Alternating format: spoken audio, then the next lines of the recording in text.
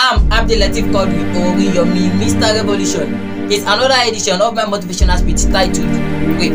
Rape is one of the most terrible crimes on earth. It happens every few minutes. The pride in womanhood has been abused. Rape is there, them are the sex players who prey on future leaders.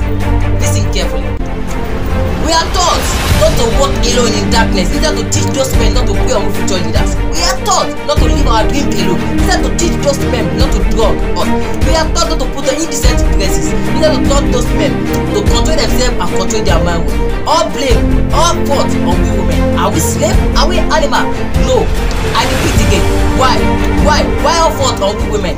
The problem with groups and motivational speakers is that they try to motivate and console those women, but the solution is for them to advise and talk to the men to stop rape. I hereby dedicate this in my community to all victims.